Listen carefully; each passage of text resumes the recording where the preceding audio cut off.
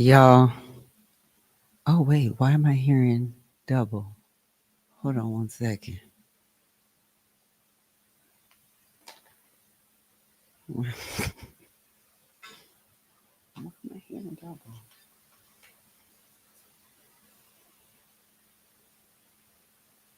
Just bear with me one second. Oh, it's coming out the TV. Okay.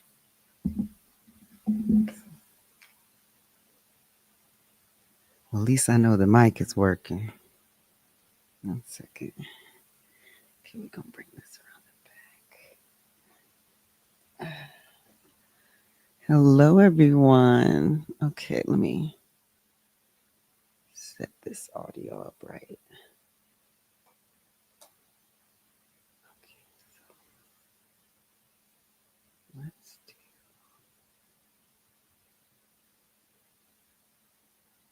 Okay.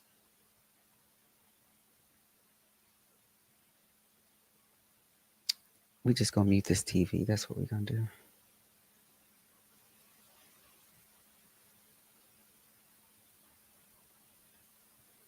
There we go.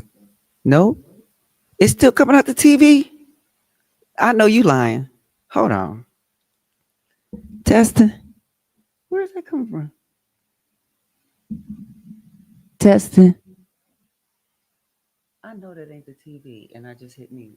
Wait a second now.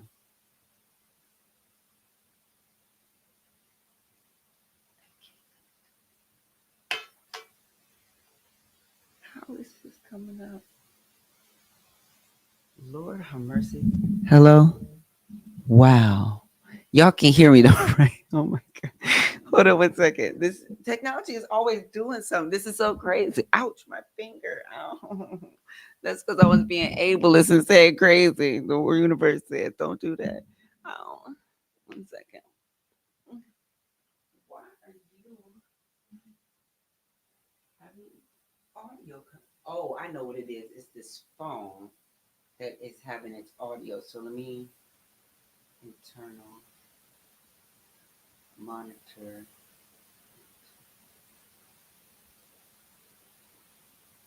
Okay, so testing. Testing. Oh, I know what's going on. It's coming out of the. Okay, I got the studio. I got the studio speakers on in the studio.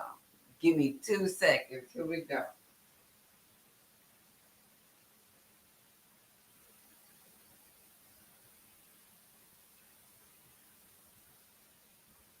There we go. I'm like, child, this one you got so much going on that you don't. It just be so much to consider. So many things, so many moving parts.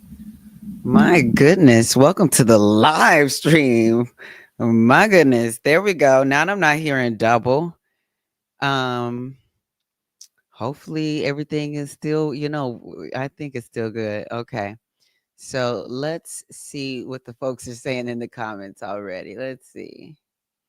Hello, folks. And this, oh my goodness, I'm gonna have to like zoom the screen in so I can read because child, yeah, there we go. Ooh. Yeah, so I can see them comments a little bit better. Whew, there we go. Okay, yes. Um, who is that? Rick. Yes, hey, Rick says you can hear us. Okay. Can you hear me now? Hey, did y'all go to the Brandy concert? Hey, oh my God. Oh, I didn't. I was at home, sitting up in my room, looking at damn tickets and everybody's videos, sitting up in my room, not going no do. Yep, I did not go to the Brandy concert. I and Brandy and Monica, I really, really, really, really wanted to be there at the concert, but you know, you know, I just, girls got other things, that she's doing. I have other things that I have to prioritize. Did I hear about the LA Gold's gym debacle? No, girl. There's been an LA gym girl, honey. And if you listen, if you're not over on YouTube, get over to YouTube. YouTube is the place to be. You make sure you click like, subscribe, follow, do all the good things. You can even become a member and get exclusive content. I got some exclusive, ask me anything hangouts coming up soon, where, just only, members only can come in and, just have a little chit chat. But we will get down, and please, I need to know about all the different things that, because I didn't hear anything about that, but you're gonna have to send me some information on this gym situation. But in the meantime, we are going to kick it back. So, how do I do this? Oh, there we go. Okay. Okay, cool. Okay.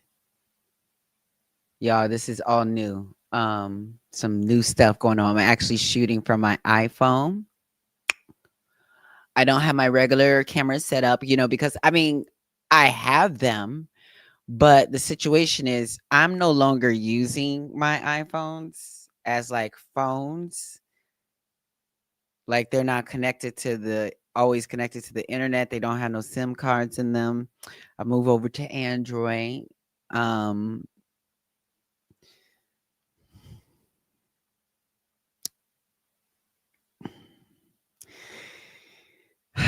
ain't none of the companies great. You know what I'm saying? But we are boycotting Apple, in case we didn't know. And y- I will get to those things. I always want to jump. I always want to jump into it like right away. There's just so much to talk about, but let me do things in order here. So, welcome back to Now No Opportunity Wasted. I'm your host, Angelica Ross, and today is Monday, November 3rd. And as always, we're going to get things kicked off with a little word from Buddhism Day by Day, Wisdom for a Modern Life by Daisaku Ikeda. The Lotus, let me go. That is a little fast.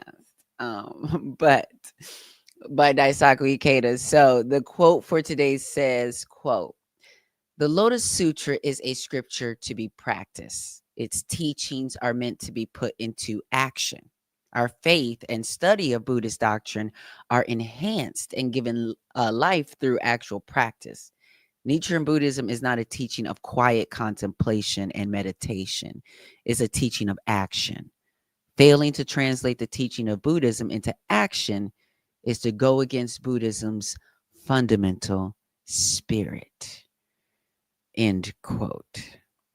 So, I wanted to start off with that because, that is a great word. And I'm going to also be sharing a little Buddhist breadcrumb with you at the end of today's episode after our amazing conversation with Jada Black Lord, Jada B. Lord.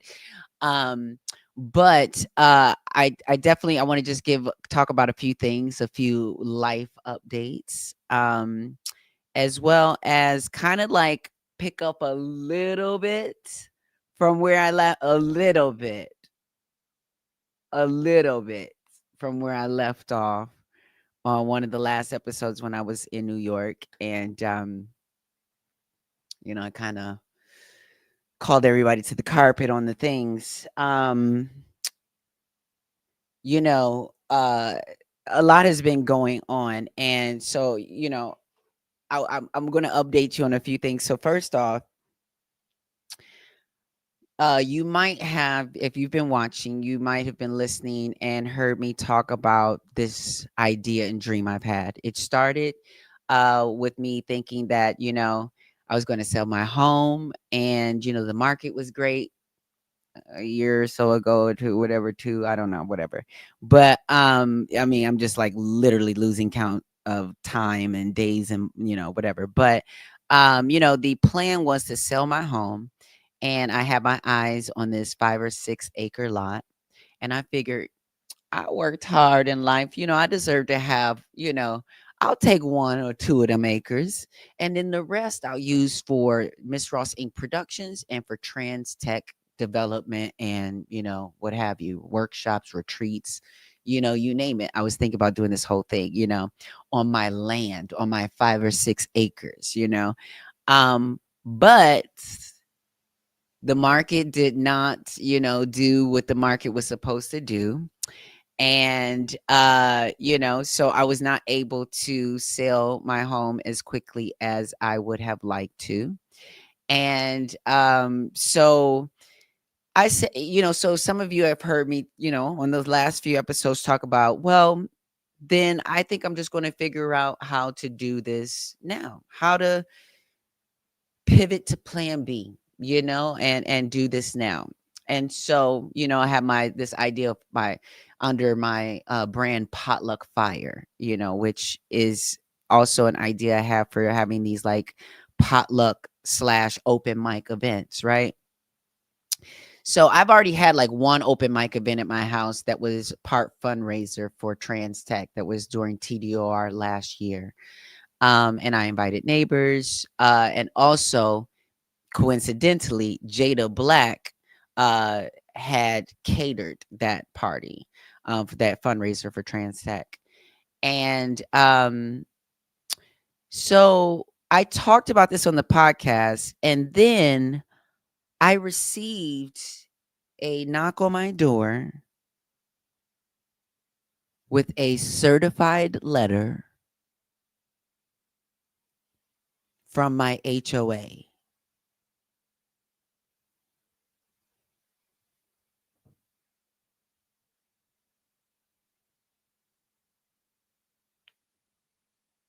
My HOA sent me a letter from an attorney, mind you,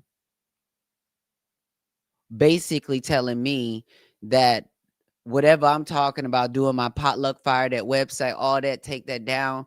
You're not going to be able to do that. Basically, long story short, is what they told me. Let me put this phone on silent because, you know. So yeah, they basically told me, girl, wrap that up, And first off, I should even just grab the letter because I'm not gonna grab it, but I should grab the letter because first off, because they got the wrong one. They got the right one and the wrong one. Because first off, they quote an article from our HOA covenants or whatever the case is and saying, you can't violate this, this, and that. And as I'm reading it, I'm like, well, ain't nothing I'm doing actually violating that, number one.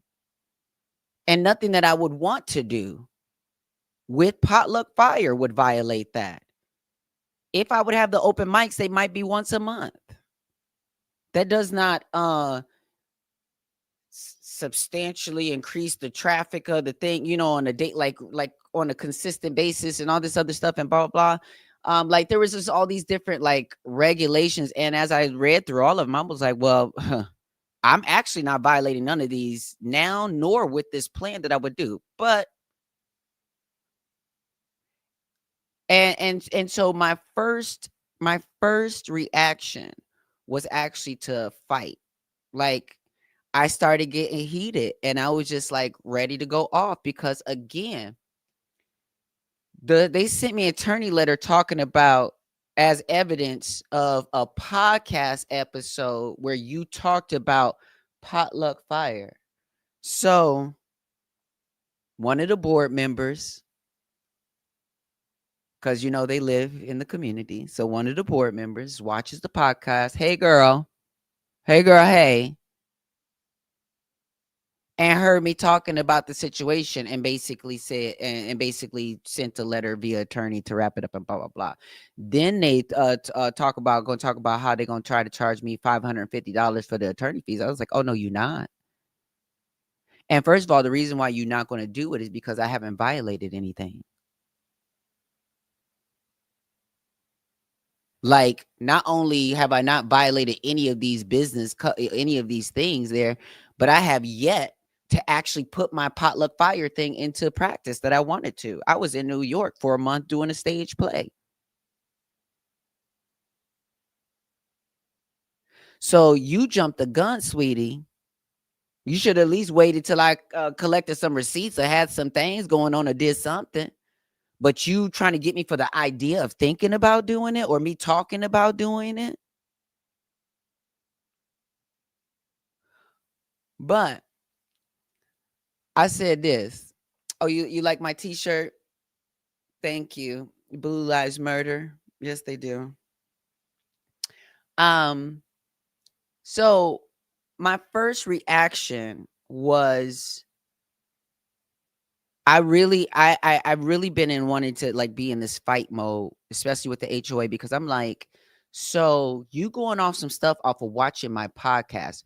So now the surveillance of what I'm doing, the HOA is now surveillancing around my home and my social media and podcast and public surveillance. That's why I say that the HOA is also ACAB. All cops are bad includes the HOA. Yes, girl. I'm talking to you. Yep, especially the Zionist one on the board. Yeah, girl, I'm talking to you.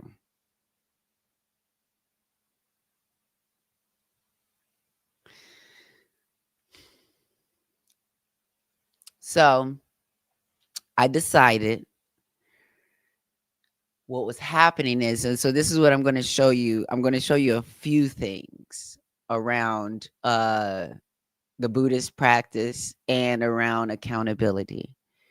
And so, you know, I took a deep breath and I just said to myself, I said, okay, wait, okay. All right, Angelica. So the truth of the matter is that you have always used your home and your space to try to create space for other people. Whether that you have people living in your own home or whether you were literally like, operating out of my home. Like I've always kind of built my business out of my home. And I've been working very hard to do a lot of things. And I've been working very hard for a very long time. And I think that I think that in me trying to step back from the spirit of fighting, I said, you know what? Okay, okay.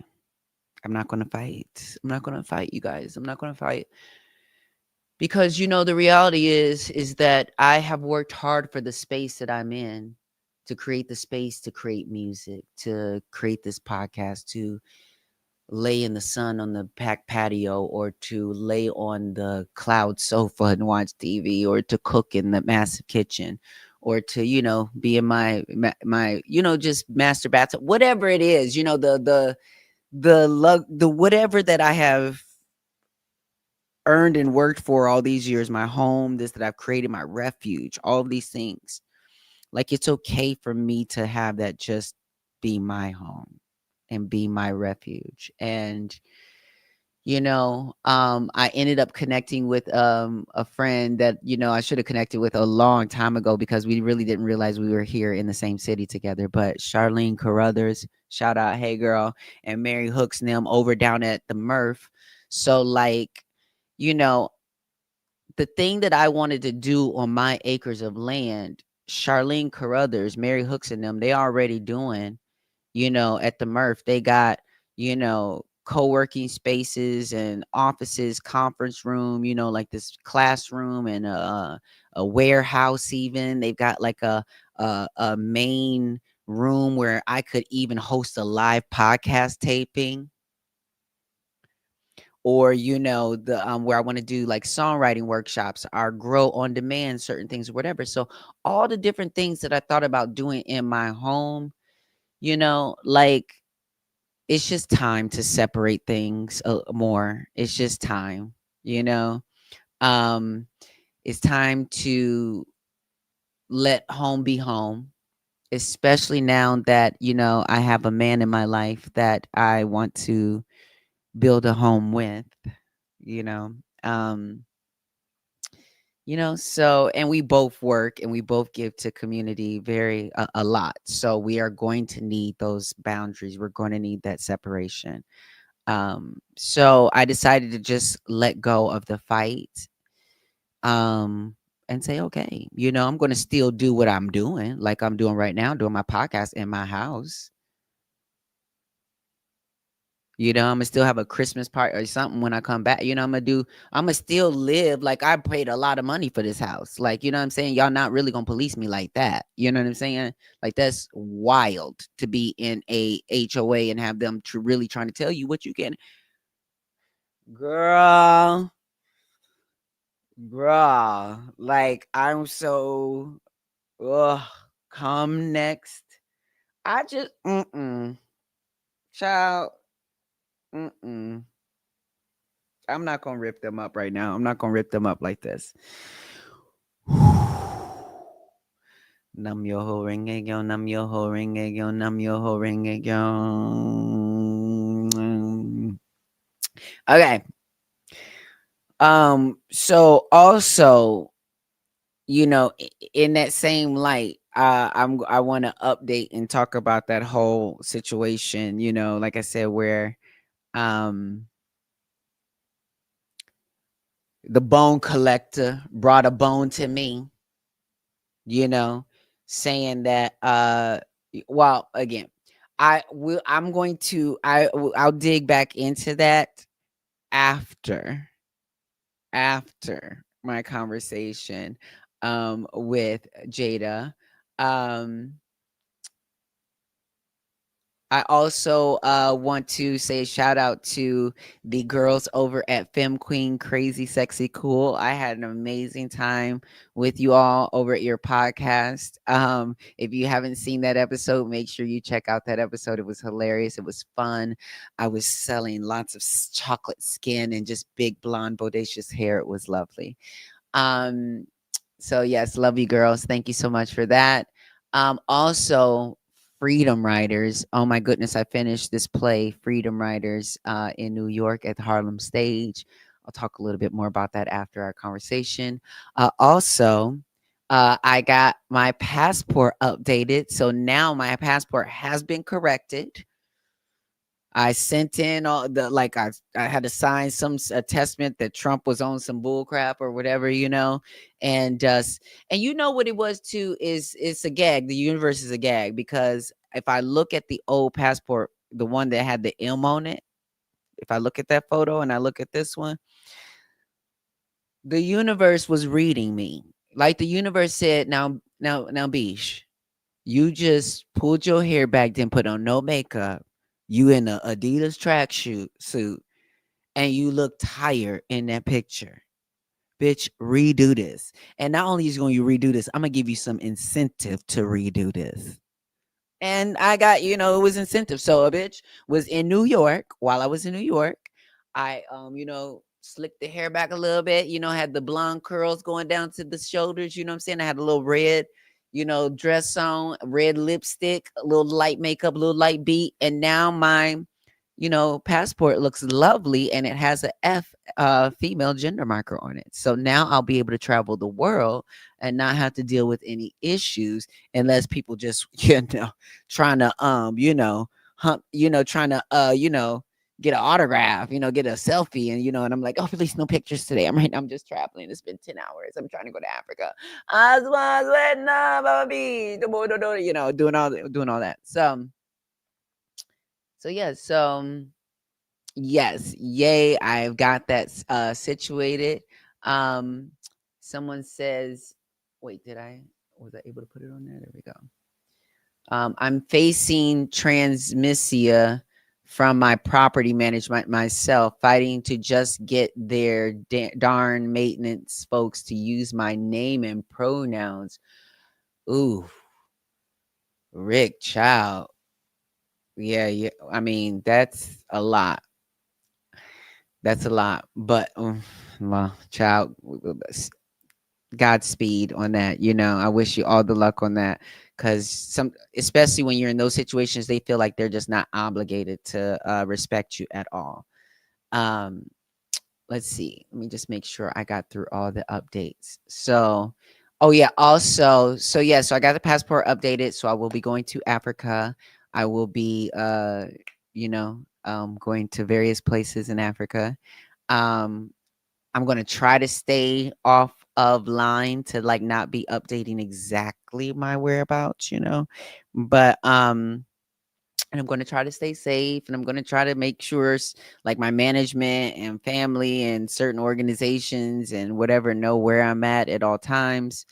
I'm communicating with the folks privately in like the Winner Circle and the TPN, the Trans Power Network, just to communicate in there privately what's going on. But I will not be sharing my like whereabouts in real time on social media. And then also on November 20th, I will be in Edmonton, Alberta, Canada. And we will be having a TDOR event in collaboration with Rarica. And I will be facilitating a conversation and performing one of my original songs. So that's going to be amazing. So if you're in Canada, you're going to be in for a treat for that. All right.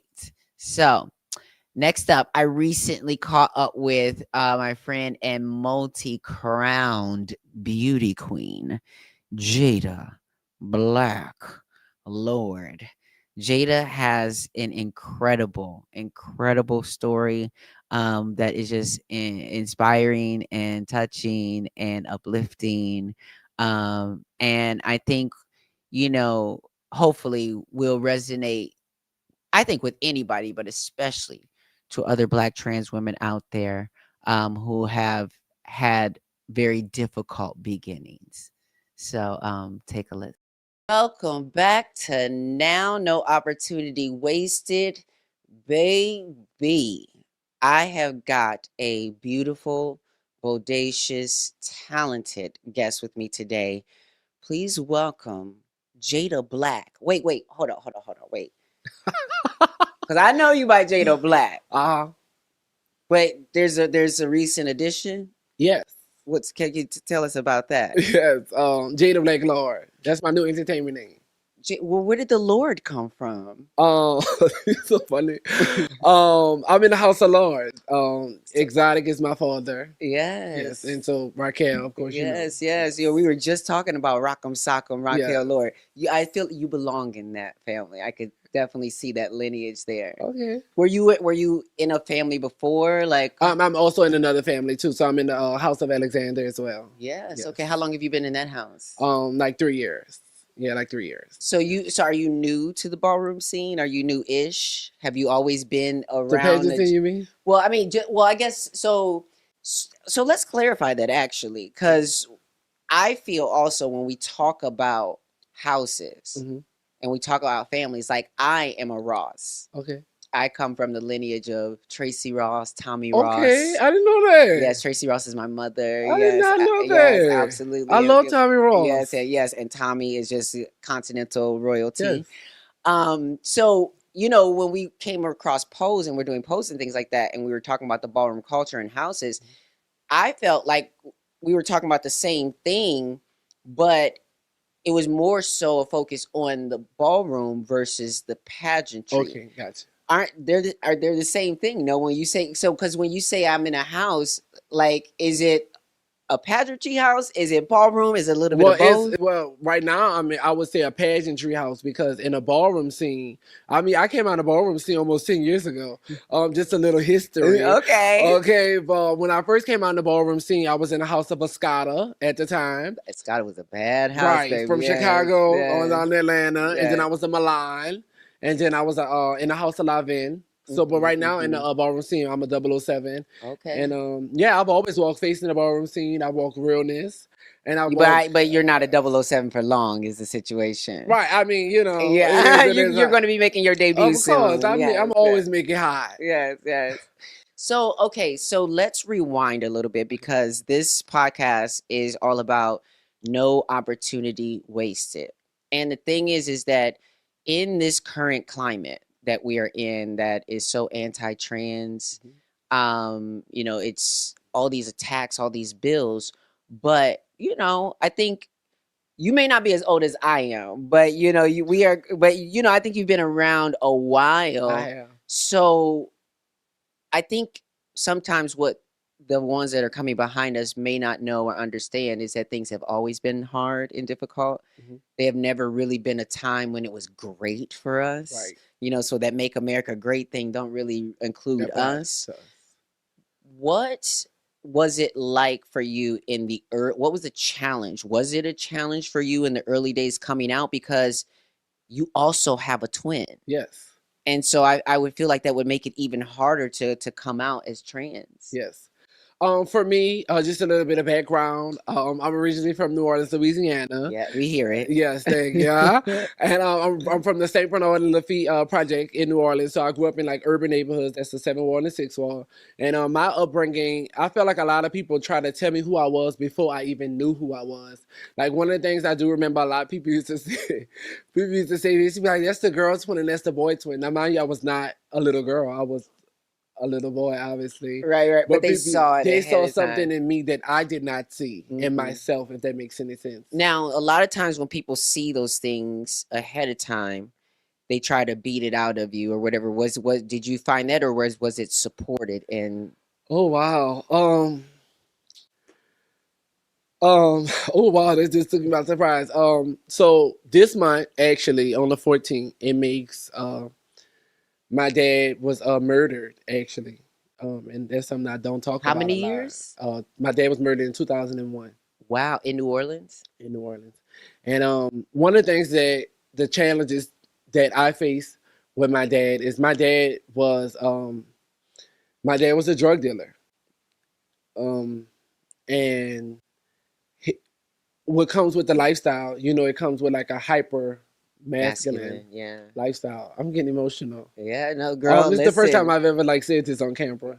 And my dad was a drug dealer, and my dad was murdered. And I always felt like my dad always tried to beat the femininity out of me. It was like one of those things. My twin wasn't as feminine as I was, but I will say, I felt like my dad, You felt like he I just felt like I felt a different love. I'll say that. You feel like because you were more feminine and your brother was not, that he showed your brother favor? Yeah, and I have another brother too. And you have another brother too. Yeah, that it's his child. That's also my mom's child. So I felt like he didn't favor me a lot as he did. Did he ever get a chance to come around before he was? Well, I'm gonna be honest. My dad, he got murdered so long ago that I can only remember like bad times because it affected me a lot, and it affected like my personality and like how I would show up. And my grandmother took on the responsibility of raising me. So your grandmother started. When did your grandmother step in? Well, when my dad got murdered in 2001, and that caused my mom to have to work a lot. And by my mom working a lot from 2001 to Hurricane Katrina, which is like 4 years, I didn't get to spend a lot of time with my mom, believe it or not.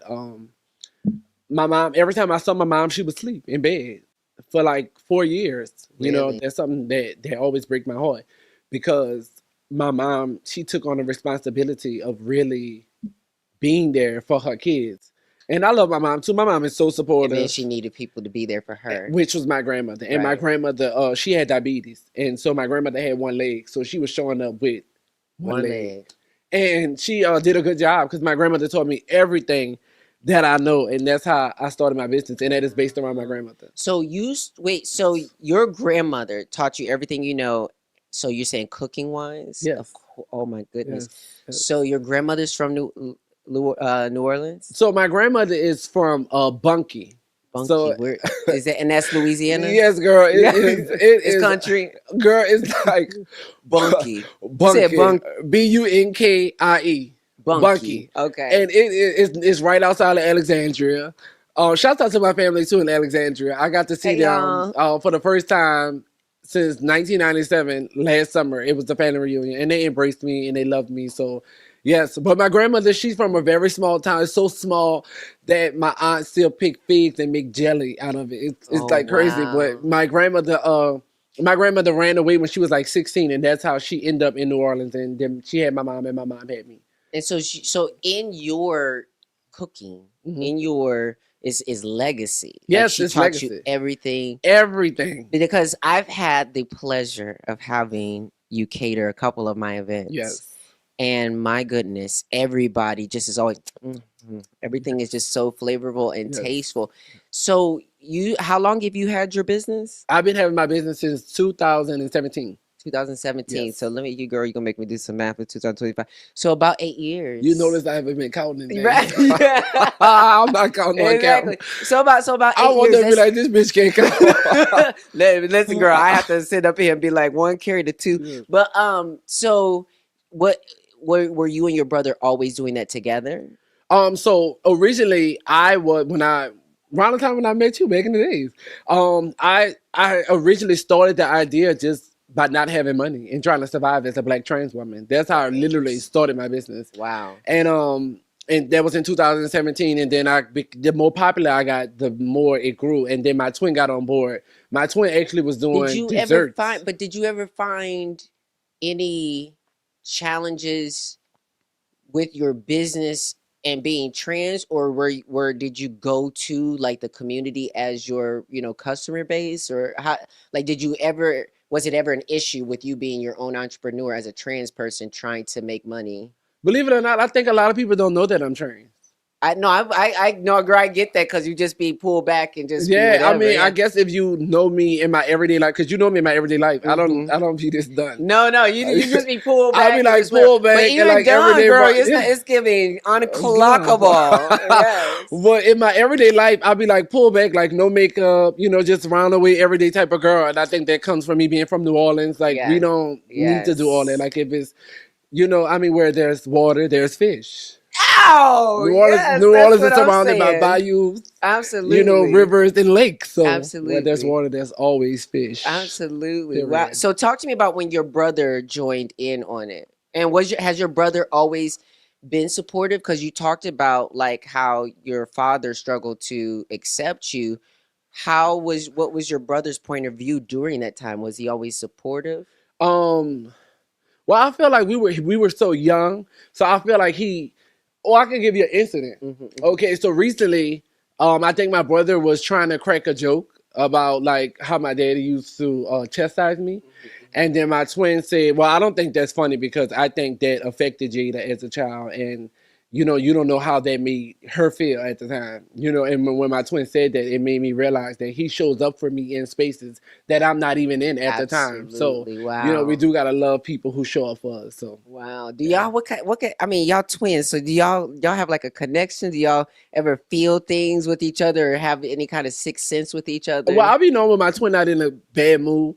I feel like, yes. And we are 87 minutes apart. 87 minutes. Yes. Wow. Yes. I fell asleep. That sounded like your mom was doing work. Yes. I fell asleep coming out the canal. And I guess I slipped back in. And then it was like, well, we're going to wait a while. And they waited a while. And then they cut my mama. So it was like one of those things. But my twin, we always been close. Like we have our own language. We always been close. And I could feel my twin like in a bad mood. And I really feel like me and my twin are the same person. I just so happen to be trans. Yeah, because when I see y'all together, y'all work like a left and right hand. Right, yeah, that's how it is. Y'all work very well together. Now we do get into it. I'm not gonna I bet y'all do because y'all siblings. Yeah, I'm not gonna say like we don't get into it. Me and my twin, like my twin is funny, but he will do something like, girl, what is this? And I do that too, so I can't really be mad at him if that makes it exist, because that's what I do. Do you find let's talk about dating a little bit for a second. Oh my God. Let me ask you this. Does it help having your brother in your life to not feel like, you're going to deal with men starting things? What you mean starting things? I feel like, so I'll speak from an example, it wasn't for me until years later. I remember going back to my brother's graduation and we were at a bar. And I was there with like my brother and some cousins and things like that. And, there some men were, looking and blah, blah, blah. And I was just dancing and it was the first time that I felt like I actually didn't feel any anxiety because my brothers and cousins were right there. They wasn't gonna let nothing happen. Oh, you feel like by my twin being around, like nothing's gonna happen? Yeah. Do you feel? No, like I don't feel like that. I feel like by me growing up in urban neighborhoods in New Orleans, I'm a very observant person. Yeah, you and I know how to like your surroundings. I'm very aware of my surroundings. I can tell if I'm not going to be safe or if you know what I'm saying. And I navigate as a human. I don't feel like I navigate as a Black trans woman in those spaces because I feel like people don't know that you're trans sometimes unless you say it. Unless you absolutely. You know? So how has dating been for you? I've been like having fun, honestly. I feel like I've healed a lot. I've been in relationships before that wasn't so great, and I feel like I was giving a lot of who I am to those individuals, and I feel like they wasn't giving me who they were, and I felt like sometimes. I feel like as a Black trans woman, I'm just be honest and very transparent. Please. Sometimes, yes, please. Sometimes, like when you are like coming into yourself and you deal with so much, sometimes you tend to settle and be like, well, this might, and that's something I had to break. I had to break that transsexual curse. Absolutely. Because I feel like when you talk to a lot of Black trans people, they have these sob stories, and sometimes they kind of be like, it kind of weighs down on you and how you may feel. Yeah, like what their experiences are with men. Yeah, so that might be your experience. Exactly. And sometimes it can condition you. And there were expect those things from men. Yeah. Right. And so I felt like I had to do a lot of reversing because I felt like I had it had mentally conditioned me to feel a certain type of way. And I had to break that transsexual curse and be like, because I see you, I be seeing you on social media. And when I tell you, you don't just shut it down on the stage, you shut it down off stage too. Like you just be out in the streets, and I'm like, wow, a glamazon. Yes. Like just gorgeous. And so what drew you to coming from just, being a glamazon on the streets to going to the stage? Like what drew you to the stage and pageantry? So I'll start with ballroom. Me being in the ballroom scene, I was young and walking face in the ballroom scene, that it's a certain je ne sais quoi. You have to have a certain about yourself, right? And so that conditioned me to always know how to sell it to the people because when you're in the ballroom scene, it's a fantasy. You have to know how to make people want it. Absolutely. And you have to know how to sell it to them. Yes, absolutely. Thank you. Yes. So when I first got introduced to the pageant scene, I have a little cousin. Shout out to my little cousin, and I'll bring her up. Her name is Raven Black. And my little cousin is a gay guy. And she was in the pageant scene.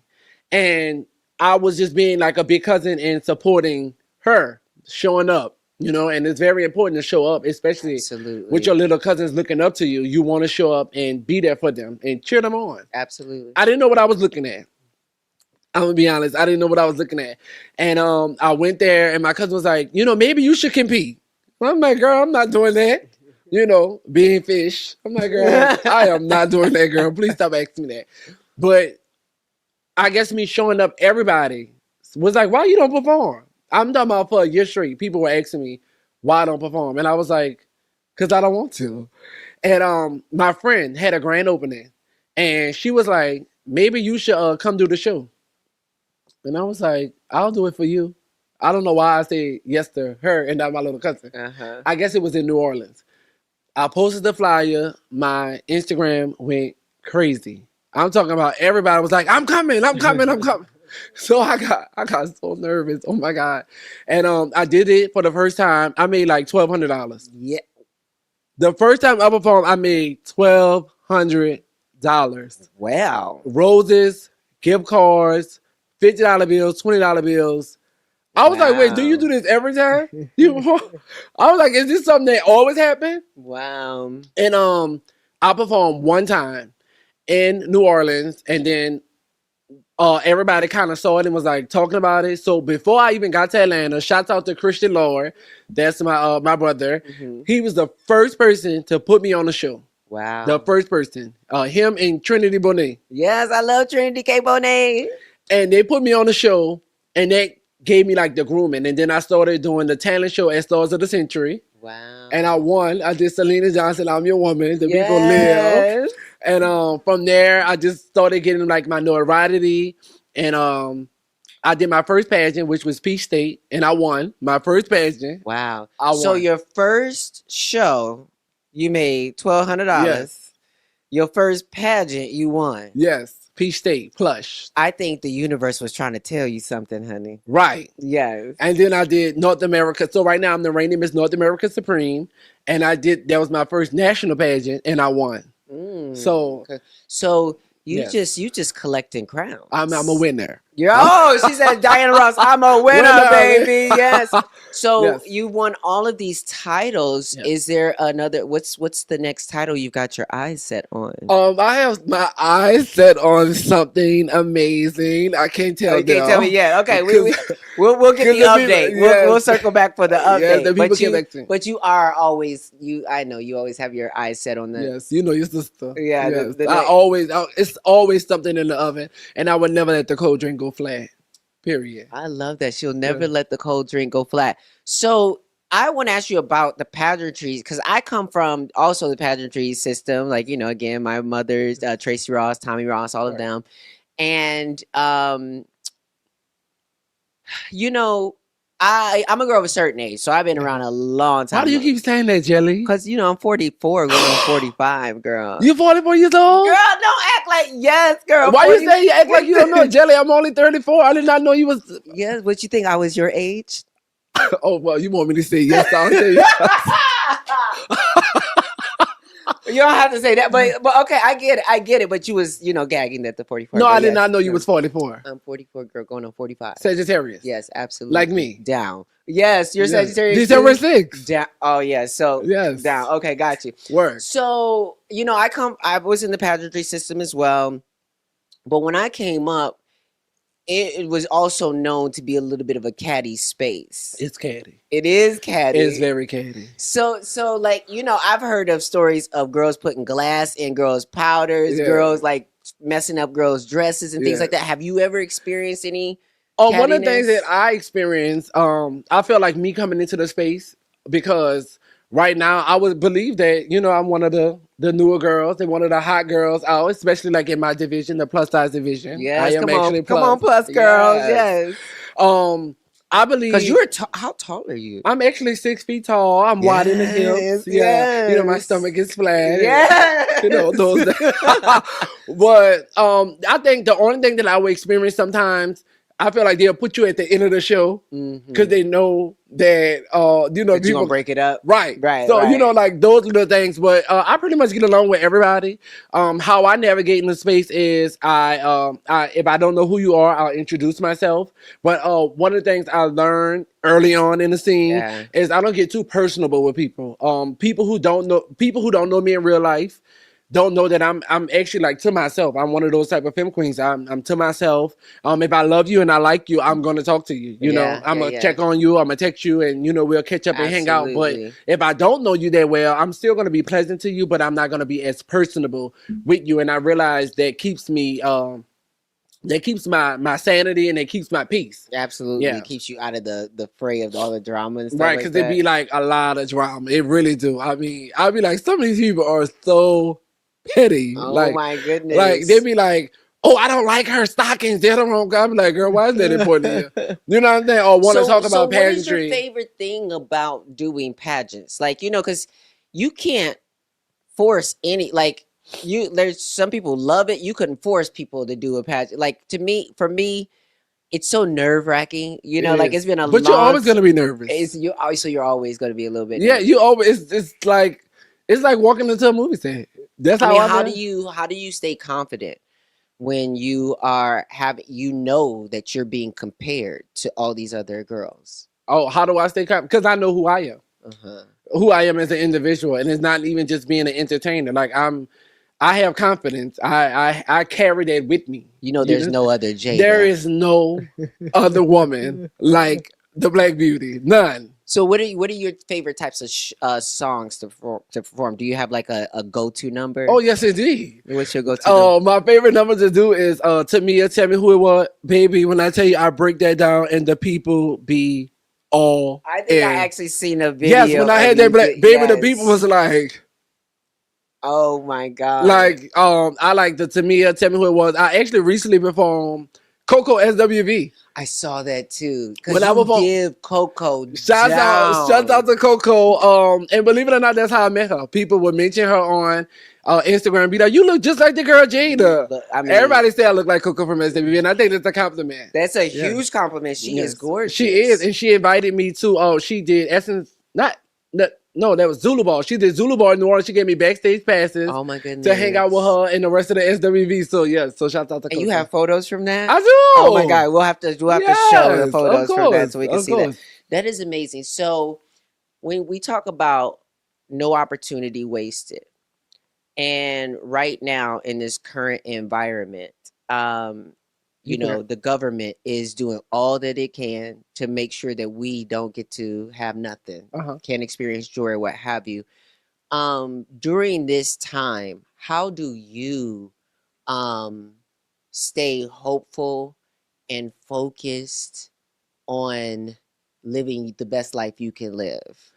So one of the things that I've been practicing lately, New York is one of those places where there's a lot of resources, right?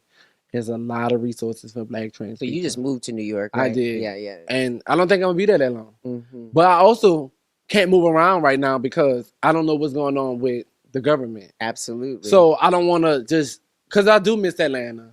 Like I'm an Atlanta girl. I love Atlanta. I love Atlanta. I'm sorry. Like, please don't kill me. Atlanta loves you, girl. They do. Like, I can get anything I want in Atlanta. Literally. Like, anything.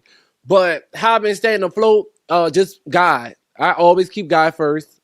So let me ask you, how have you been able to hold on to God when so many people that, you know, believe in God use God to suppress us? And there's so many people too in our community that like may believe in God but still also hold a viewpoint of them as an abomination or as a sin. Well, for me, I believe God loves people for who they are. And for me, I know that God, for me, I believe that God really sought me for my transition because I became much a happier person. I believe that God would want me to be happy. I'm not saying that I was like gonna 100% just against me being male presenting. I know that wasn't the life for me. And it made me a dark person. I felt like I was my little brother probably gonna laugh when he sees this. Shout out to my, but he's gonna say, you used to be so mean before you transitioned. Oh, were you? I was a little meaner. And I believe by me being who I am and I am happy, it shows. And it shows the way that I show up. My grandfather's actually a pastor too. Really? Yes. Do y'all have do y'all talk? Yeah. Well, we just started back talking. I stopped talking to my grandparents for like 11 years. Wow. Because my grandmother I don't think she saw it. But now she be like, oh my God, you're so beautiful. You know, you got to make them know it. No shit. You got to make them know it. What happens with family a lot is I think in the beginning, they're worried. Of course. They're really worried how my child's going to be treated. Right. Are they going to be loved? Right. Unfortunately, I've seen in so many families, it's not until we're successful of course. that they start supporting us. But see, my mom been on board since day one. Really? Day one. Day one. Your mom's a day oneer. I called my mom. I said, Mama, look. I said, baby, I want to transition. Do you want me to say what she told me? Yes. You gonna laugh. Yes. She said, baby, I love you. But you better not be in that French Quarter sucking no dicks. And I was like, and it's funny she said that, but me and my mom never had a conversation after that about me being trans. My mama had showed up. My mama is supported. She had came to me when I walked the ball, when I came out for the $10,000 with the House of Live in. She knew the chant. She came to my first pageant. She was screaming and hollering. My mama let everybody know, I'm Jada Black Beauty, Mom. She said stuff like that. Like my mom, when I did my first performance, my mom was there. She was recording. Oh, so my mom, so sweet. Yeah, don't cry, Jelly.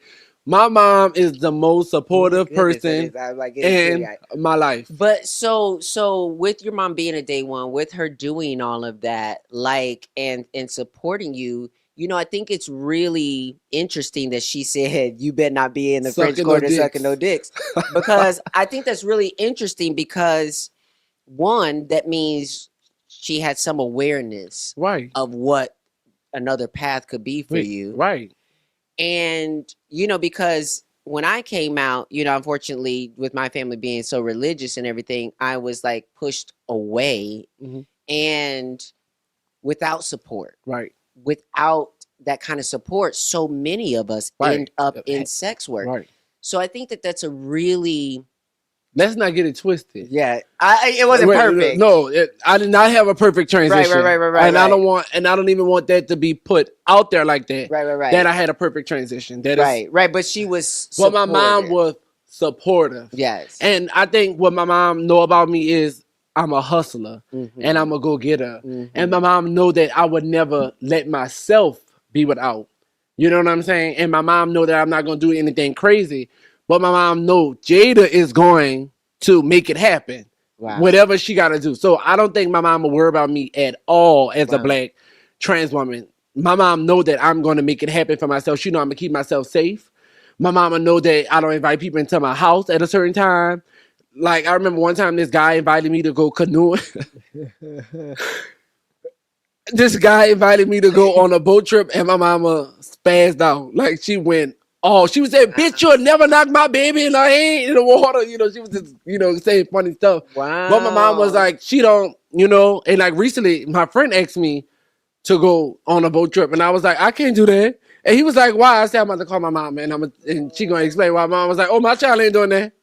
You know what I'm saying? So that's the kind of mom I have. My mom, she's supportive. She's showing up. She gonna protect you. She even against my own family. My mom is be like, we're not gonna do that. Right. So she didn't let the other family members disrespect her. No, baby. My mama said, you love your drug dealer child and you love your pedophile uncle and I love my transgender daughters. She says that out her own mouth. She does. She is going to protect me to the day that I die. Yes. I love that. Yes. Well, listen, thank you so much for how you show up, because I think that that is so important. Yes. The reason why I say no opportunity wasted is because what I want people to realize is it's not just when the cameras are on. Right. It's not just when things are great. Right. That you're successful. And you're successful and all these like that. Because it don't matter. I'm not gonna say it doesn't matter as much. Right. Because as a black trans woman, it takes so much for us to navigate. We go through so much mentally. A lot of people don't talk about these things on these podcasts. We go through so much mentally. We have so many people against us. So you're not just fighting your family. You're fighting sometimes even community members. Absolutely. You're fighting, the pastor. You're fighting the man at the store. You know what I'm saying? The people who are interested in dating you. You're fighting so many battles. So to show up in your best self and be beautiful and successful and bringing people together, it's magical. I think black trans women are the most beautiful people on earth. We do so much, we take on so much, and we still show up with a smile on our face, and that takes a lot. So what advice then would you give to those black trans women out there who are showing up every day, even though this country, and it's not just this country, it's kind of just around the world, like the environment is not as fertile for our growth? Yes. What advice would you give to those girls? It's not even about you. It's about the people that's behind you. Because me showing up for you showing up for who you are in your generation has helped other individuals show up for who they are.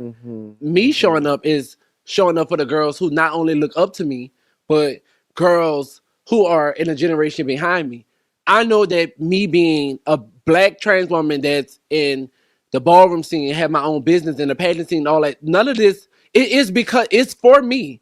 But I know it's not all about me, because I know when people look towards me as a person, I can do that too.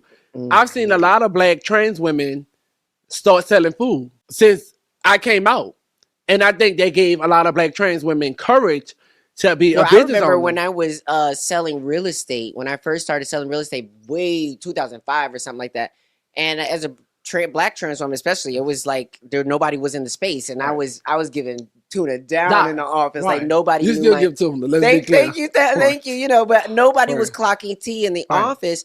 And then I started seeing other trans women, whether they, you know, just actually get into real estate and understanding that it's a business. You get that license, or whether it was doing hair and doing all that. We see someone like I remember seeing Erica Andrews as a makeup artist on these shows and stuff like that, just or at the mat counter and different things. So you're right, by us showing up, that we can still exist. We can still exist, and it also paves the way for girls who look like you, who are black and trans and want to get out there. Now, wait, that's important. That's important because I will say, I know as playing Candy on Pose, dark skinned black trans woman with a little bit of attitude and you know what have you. There were so many girls that saw themselves in me because as dark skinned.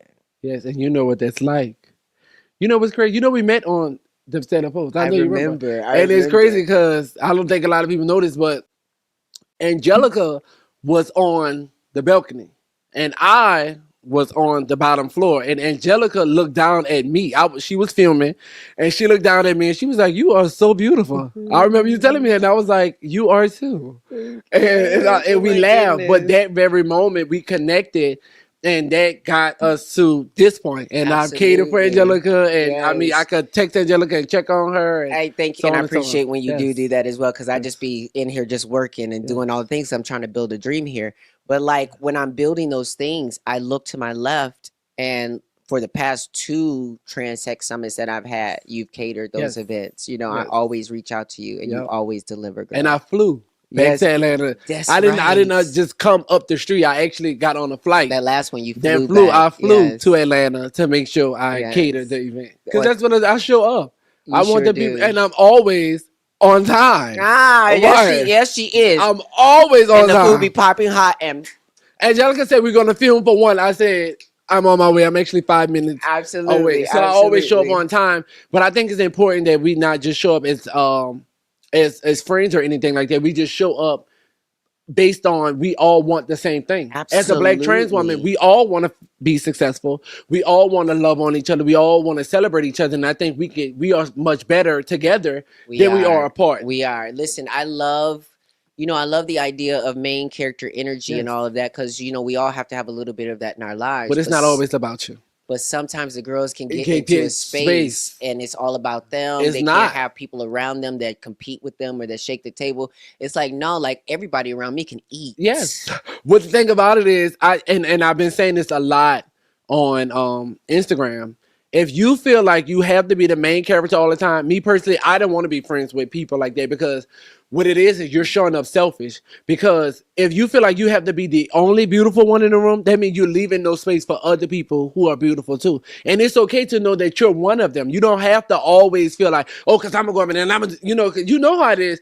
And I think a lot of people try to conceal like the femme queen energy. That energy can be nasty sometimes. You know what I'm saying? You trying to show up and just be the best version of yourself, and they got all this dark energy around you. You got to know how to really navigate through that. And that's something that I learned early on. And I think that's how I became so successful in a lot of things that I do, because I know how to tone it on, I know how to put it on, and I know how to turn it off. Absolutely. And that's what I do, like in pageantry. You know, I commend you on that, because I think that is something that I do as well, and something confuses people sometimes, you know, like my celebrity, it'll be on. Sometimes when I want to really turn it on, you know, a girl be ganked or whatever the case is. And then other times, like I feel so comfortable being pulled back, not wearing any makeup, and even being the wind beneath someone else's wings, being the support, being the behind the scenes behind someone else doing something. I have no problem doing that. I think we have to learn to do that more for each other. Of course. And when you show up selfless, I think God sprinkle a little bit more in your life. When you show up selfless, God knows that you're not making it about you, and you're allowing someone else to have their moment. And I experienced that this summer. Actually, I did. Say more, boy. I experienced that from someone this summer, and it's something that sits on my heart, because I'm the type of person. I feel like people, Jada got it, but sometimes they don't realize that I may not have it. And I remember this summer I was preparing for North America, and my family. I would say my family, the Lords. And it's specific ones, but I'm gonna just say them in general. Mm-hmm. I was having a very hard time with preparation, and I remember I actually cried. This was the first time I've ever cried, like Preparing for a pageant, yeah. ballroom Indian. This is the first time I ever cried. I was so overwhelmed, Angelica, that I had to pull over on the side of the road. I like my head was just spinning out of control. Right? I called my friend April Chanel Lord. I called her up and I'm like, because my dress it wasn't done right the way that I wanted it. And Right? you knew it wasn't right, right? It wasn't right. I called my friend April Chanel and Lord, and she was like, She called Exotic. I showed up to Exotic House, and before we did anything, he prayed over the gown, and we started fixing the gown. That touched me because Right. in a moment I needed someone to show up for me, selfless. You know, I had been experienced since so much where people make a lot, and this is crazy. People make my life about them. I feel like people leech on to me for who I am to be conducive to who they are. And at that time, I needed somebody to show up for me. And that's like the highlight of my preparation because I was overwhelmed. My friend Fatima, she prayed with me. I cried and I called Fatima Jamal. I don't know if you know Fatima Jamal. I do know Fatima. Yes, Jamal. Yes, Yes. that's one of my close girlfriends. And she prayed for me. I call her the transsexual pastor. Oh my God. And I prayed. We prayed together, and then I called my friend April, and then April called Exotic, and collectively, and Chanel and Chantel That's too. so beautiful. And they all made sure that I got to the finish line. So when I got to the pageant, I was in better spirits. Yeah. And I felt like the winner too. Yeah. I did. I felt like the winner, and that exuded on stage the way that I had people. I in that moment I needed to be supported. And people don't know what it's like to be who I am. They don't. I think people just assume that Jada got it all together. And because you're always She so got positive this, and happy. but the way, in that moment, it was a weak moment for me, and I needed Yeah. someone to show up and in it. Well, hopefully, I really appreciate the ways that you called in, checked in on me as Yeah. well. You know, I know that you are continually have your eyes set on different crowns and on Yes, different that's things. You know, right. hopefully, you know, I can be. I hope that my schedule and things align where I can actually be in the audience You will. and see you win your Yeah. next crown. Yes, you will be there. Yeah, I will be there. Let's Yeah. speak that into Yeah, existence. you will. Absolutely, Be there. absolutely. I will make sure that happens. All right. Yes. Well, thank you for joining me now. No opportunity wasted. And yeah, I wish you luck on all the things that you got coming up. Yes. Thank you so much Absolutely. for having me. Absolutely. We will be right back. All right. Well, I hope you really enjoyed that conversation. I know that I was reading all the comments. I'm getting all kind of messages. People are saying this conversation was so inspiring. Thank you so much, Jada Black Lord, Jada B. Lord, for joining me on Now and being so open and candid about your experience. And I'll show you, you know, she has sent me a couple of photos. So I'll show you first a couple of photos. Can I do 3 at a time? Let me see if it'll let me. No, I can only do 1 at a time. So she was, you know how she was saying that she met Coco. So there's a photo of when she met Coco from, well, not, I don't know if that's the time when she met Coco because she's met her several times apparently. Here's another photo from when she met Coco. I mean, and just look at them both, just absolutely gorgeous. And also, I love this photo that she sent me. That is her new promo photo. This one I gotta give you. I gotta give it some full screen love right there. My goodness, look at her, just black and beautiful. Yes, absolutely wonderful. Thank you so much, Jada, for joining me. For joining me on Now. I hope you enjoyed that. Now, I want to dig into a little things that I said that I would dig into before we get out of here. And I also want to reiterate and encourage in this space that, I encourage people to question me, to, give feedback, to ask for accountability, in various situations. And so there is someone who, wait, why would it do that? Let me see something. Okay. So someone made a comment on one of the last live videos where I addressed the issues around the situation with Hope. And someone basically it says educated. Listen, y'all, I'm about to have glasses in a minute, but educated Blizzak said 12 days ago, Angelica, I think you got to take some accountability. As soon as you heard that tea from Dominique, you should have contacted Hope and hashed it out. By avoiding conflict, you let it get out of control when you could have squashed it with one call from the start. And instead of going through David, if she was your friend, like you said she was, then that shouldn't have been a problem. And so to that, I want to say you are right. And there are multiple truths. Two things, a couple things can be true at one time. So this is why I say that you're right. Again, I explained this to Hope, and I think she understands this as well because we both, there's some pain moments that I think we both understood from each other. But folks who have been watching, there's multiple layers of things.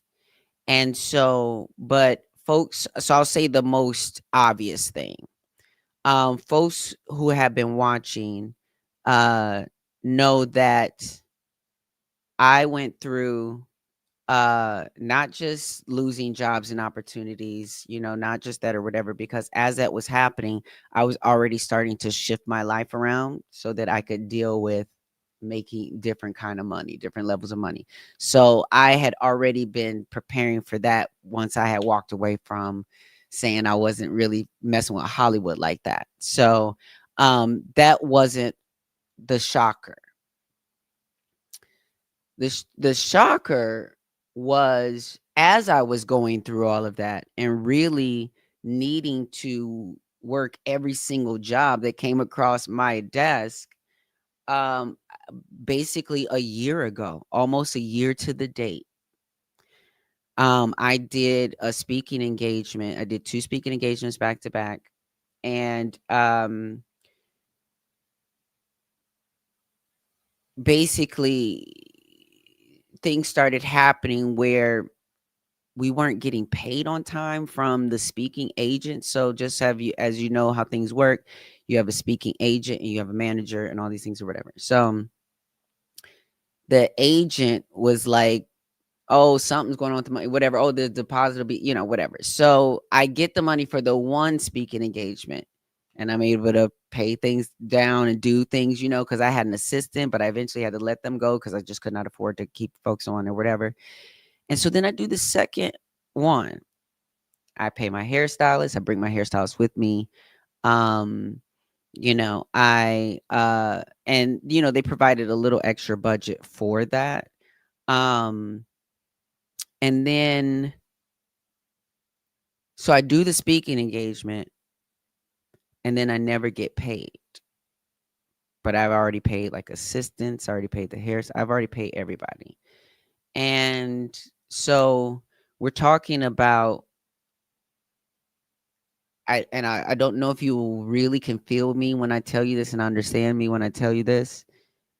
I worked. I went and did a job. I can't remember a time that I went to do a job and did not get paid for the job I did as agreed, as the terms. And it wasn't it wasn't the client's fault. It wasn't the client's fault. The client paid the agent.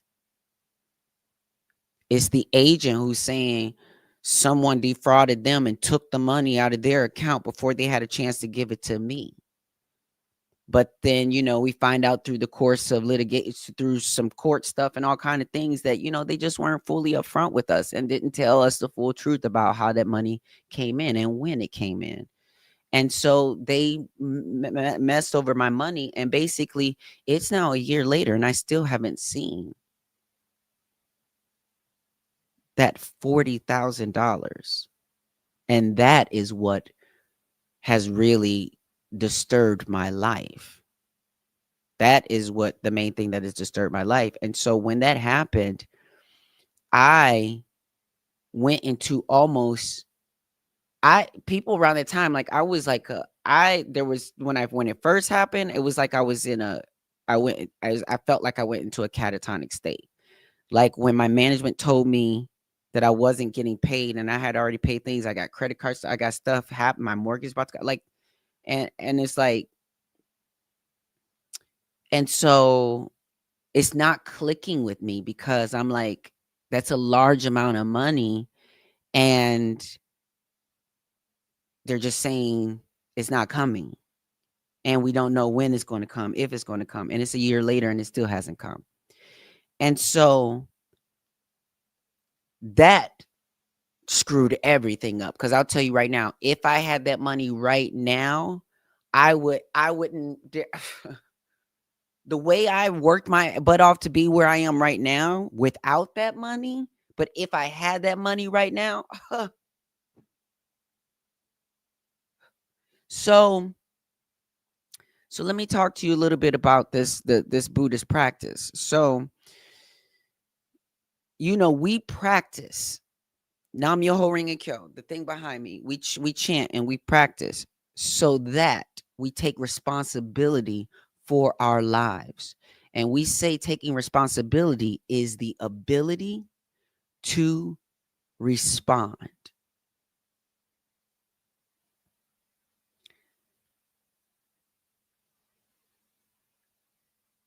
I have been chanting, especially around that time, when I was losing that money and blah, blah, blah.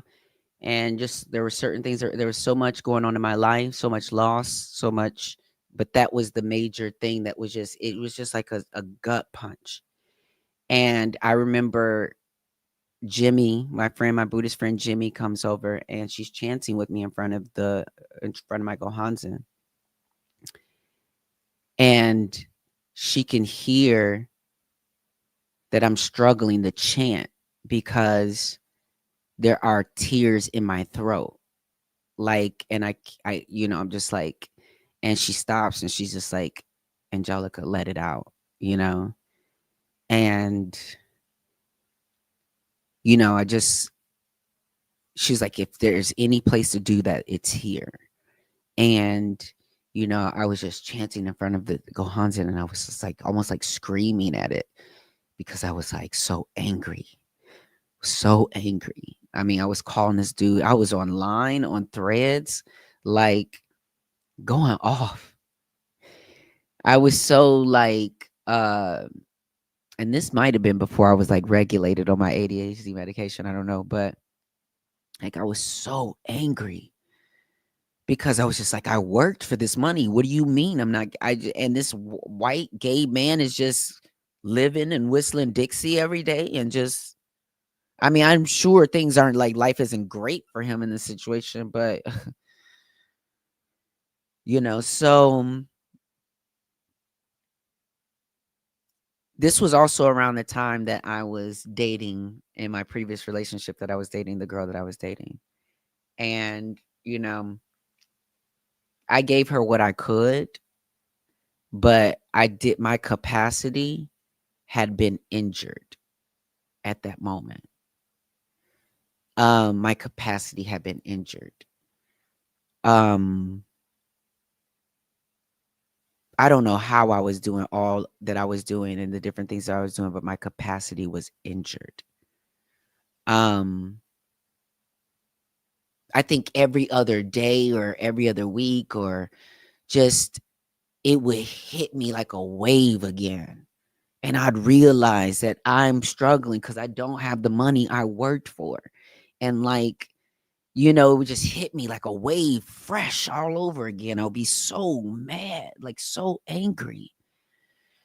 And I try, like, I chanted a lot about it, and uh so as I'm doing all these things and all this is happening, and it seems like a couple jobs are coming on, I'm doing some things. And so Marissa Miller calls me at one point, and she wants, at one point she tells me she wants me to take over direction at the trans march.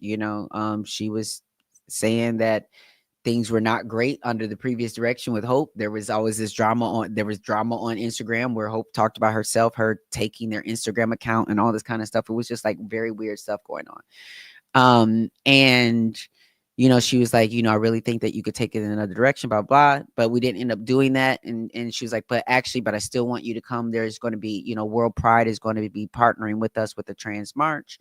And so, you can come speak and we'll do this thing. So this had been talked about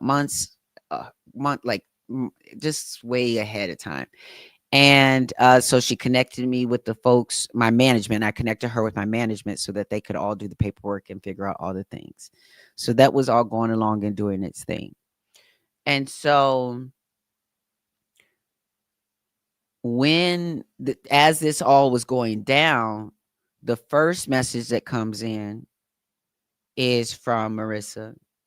And Marissa's just saying, she's just like, girl, I'll talk to you when I get a chance to talk to you. Let's just wait till this ink is dry on these contracts and stuff like that. She was like, but that Hope is a piece of work, is what she said. And so I'm like, okay.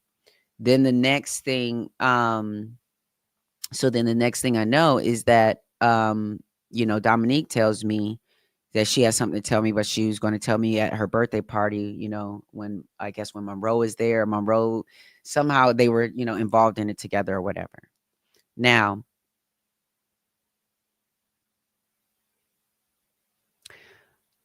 I'm just going to add a little bit of context because I'll wait for that piece of context. So when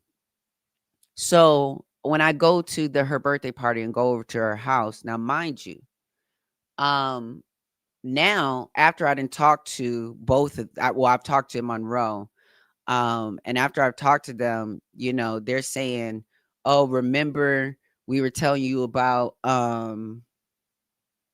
Kenya, somebody named Kenya or something like that, that's in your house, that this is who was on the phone call and this is who had told them, blah, blah, blah. And they was like, remember we were telling you this because you were acting like you didn't know who they were. And I was sitting here listening to them like, and I'm not sure who you talking about. So if that was the case, then whatever that detail went, over my head, because I'm just like, tell me what's the information? Like, okay. So they're saying that apparently this person was in my house. It was like Monroe was telling me she was on the phone with 3 people. And she said of those people, one of the people who has said that, she was like, oh, because one of the people is in your house, she said the name or whatever. And they were saying they were all laughing at the time. Now, they were, and I was a little inebriated at that time too, but they were saying, we were all laughing at that time because they were like laughing at me because they were like, you don't know this person and they in your own house and blah, blah, blah, And I kind of had to explain like later that like I came into the house a little bit later, what I'm saying? Like, especially like after Pose, so I really don't know everybody. I don't know everybody like that, So I may know them by face, whatever, but I just don't know everybody like that. So anyway, so they're saying this is who said this on the call. And so now, then when I talk to Monroe, and I'm just like, I want to know, who it is. I'm like trying to get receipts. I'm trying to get all the things. She tells me who the folks are. So I then go and I try to find phone numbers and I'm contacting everybody. I'm trying to get down to the receipts and who said what and blah, blah, blah. And I talked to all three of the people that she said were on the call where they said that Hope said that doesn't Angelica have a lot of controversy around her or what have you, speaking up against me in this, in whatever. And so I asked all three of them separately. Now again, before they talked to me, that I know that there was enough time for them to talk to each other. So I talked to two of the folks and they both were like, yeah, nobody remembers anything like that being said on the call. And so when I had first initially had talked to Monroe was like, well, Angelica, you know, so you're trying to say that it was this thing, that this straw that broke the camel's back that made you, like unfollow Hope and do all this stuff and blah, blah, blah. And I'm like, yes. And I'm like, because I was completely devastated. Like, and so this is where, I will put myself or say some accountability, but like, I was after losing out on that kind of money, like it's like I said, it just still hits me here and there. But like, so I was devastated. So then for them to tell me this information, like I said before, after Hope was just on my couch and I was crying pretty much to her, telling her how bad things had been. And then for that to be the case, I was knocked out. It knocked me out. Like, and just like even when I talked to Hope about it, eventually she was like, because she was like, I was like, she was like, I said, you got to understand, with me, with you, if that was you saying that, you would have to be a low down dirty bitch. And like, and like, she agreed with me. Like, she was like, I would have to be a low down dirty bitch to do something like that after you cried on my, and I was like, yes. So like, at that moment, I thought she was being a low down dirty bitch, and I had no my capacity had already been injured. I chant Nam Myoho Renge Kyo to try to increase my capacity, to try to be ready and unbending, when certain things happen, and to always have the best response, and to be able to, be the better person, bigger person, and all the different things. I didn't have it.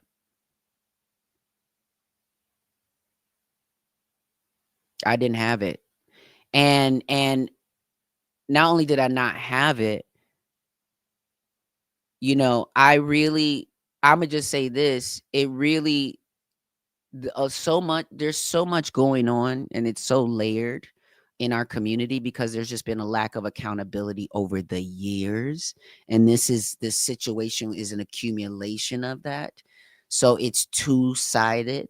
It's the side of both that straw breaking the camel's back, but the reason why that even was able to do that is because of past behavior that made that all questionable to begin with. Stuff that she admits out of her own mouth time and time again. And it would just be like, I just always try to give grace and space and think that maybe eventually she'll evolve, or think, that she was young at the time, different things or whatever.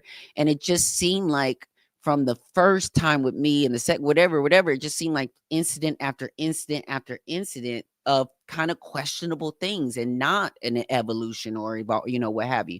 So that is why at that point I was just like, boom, done. Just heard about the India thing too. Like, it was just like, I I I have done nothing but pour positivity and try to push jobs over to her. Gave her my manager to help her like do things with. Always pushed, always supported, always pulled her aside when I thought things were funny. Several times, would pull us her aside. We would have conversations. So there's always been a lot of different things that I never agreed with type of behavior, things that she would do, and I would talk to her directly about that. But so it just got to a point where, again, like I said, I had been, my capacity was injured, and I did not have the capacity to respond anymore. And that's why I reached out to a fellow community leader. And this is where this has got to be, yes, I'm taking responsibility and accountability, but I mean, damn. I reach out to someone who is a community leader who works closely with her and literally said, like, this is not, I'm not gossiping to you. Like that, he told me, I'm going into dinner with her in a minute. Oh my God, I can't believe you're saying this happened and blah, blah, blah. And I'm like, listen, this is not gossip. Like I'm done with this situation and I'm done talking. I can't. My capacity was injured to be able to even, I just couldn't believe. I was like, I know you fucking lying. And so I said to Dr. David Jones, I was like, listen, you could tell her exactly what I said. This is not gossip. I just don't have the capacity anymore to deal with this. And decided to not say anything at that time. At that time, I was still so hurting. And I remember saying something on Threads. I was like, something's happened to me, you know, at the hands of a Black trans woman. But you know what? I just don't want to bring it to, I don't want to bring any negativity towards, and I remember, and there were people who said they remember seeing that thread of mine where I'm like, you know, but I just don't, I know how the internet is and I don't want to impair her ability to evolve from this in the future and blah, blah, blah. Like I still was, that's what page I left on and I left it on. I did not jump back onto this thing and relight the match until I saw Hope's video going after India. And folks are like, why would you be, you know, Hope was even defending you and blah, blah, blah. I didn't ask for Hope to defend me.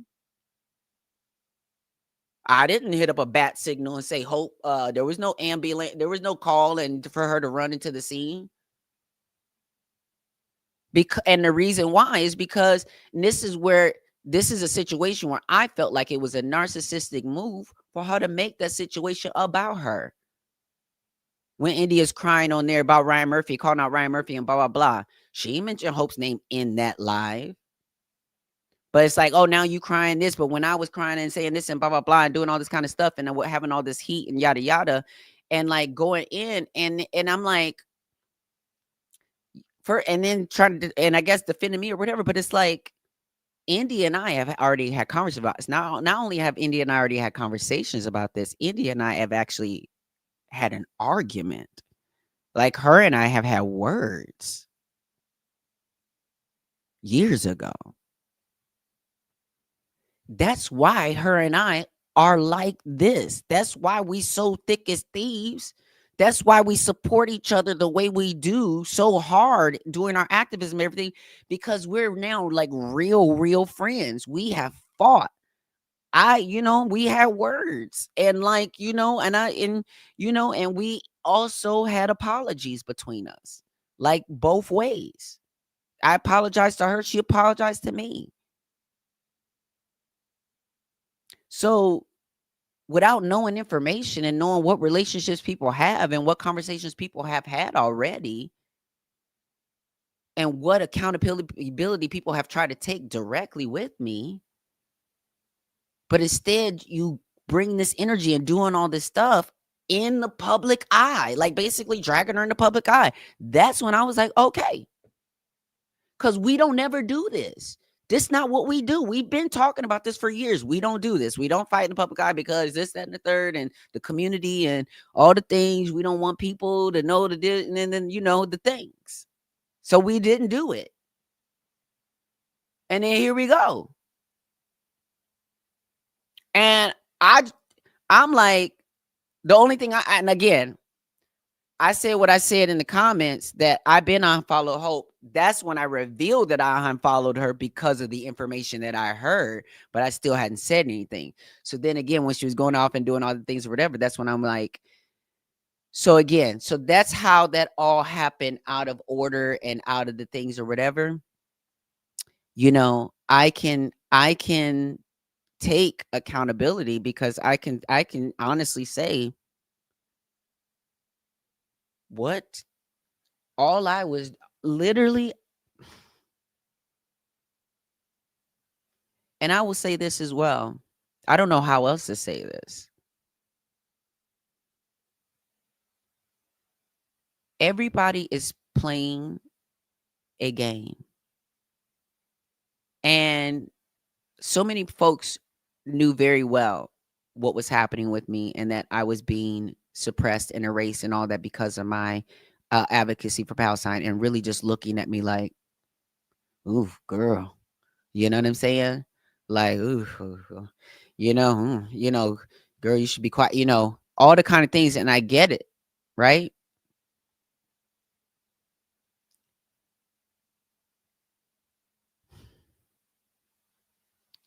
But what I know is that I'm going to speak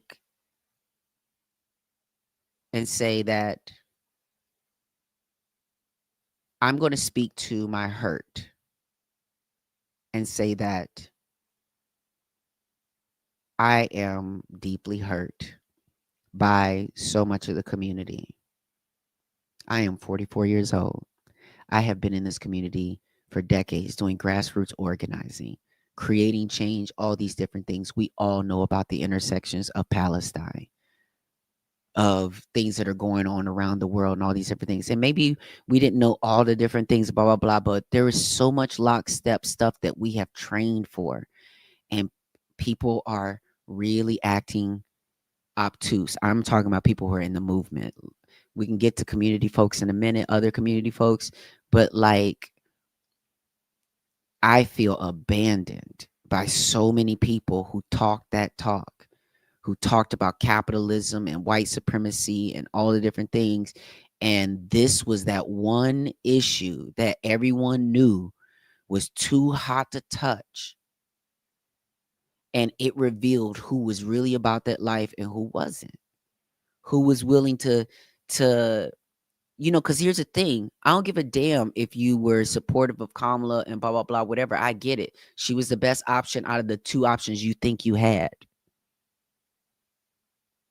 But I don't understand voting for Kamala while glossing over the situation. This is what I couldn't mess with people not willing to call a thing, not willing to call her out, say these things, like not willing to, again, stop them when they were trying to conflate anti-Zionism and anti-Semitism.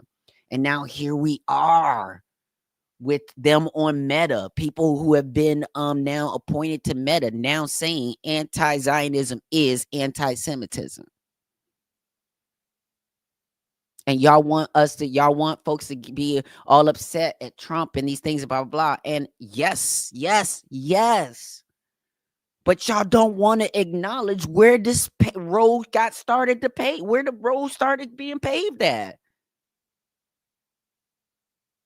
Like, folks just like we're so scared about losing an election that we don't want to talk about this because what? We never gonna have accountability then.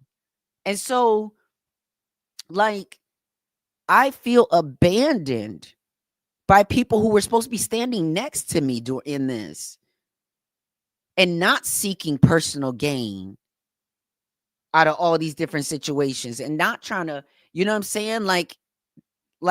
So I know that there are a lot of people moving in ways that's not about the community. It's about a bag right now. And I don't trust so many people anymore that I was in community with. Like, they're not trustworthy anymore because I know they know better.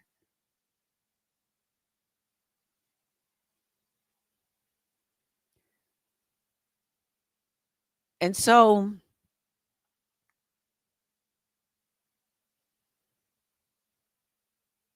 there's just a lot going on, and it's layers to it. And you know, I decided, just like I decided to not fight my HOA anymore. I Monroe, when I was talking to Monroe on the phone, she was like, Angelica, like, what's gonna, she was like something, because I was trying to get down to the bottom of the information with her. She was like, but what is this gonna solve? Like, what is gonna feed you or fill you? And I'm like, hold up. First of all, I'm filled. Okay. So don't worry about what's gonna fill me or not fill me.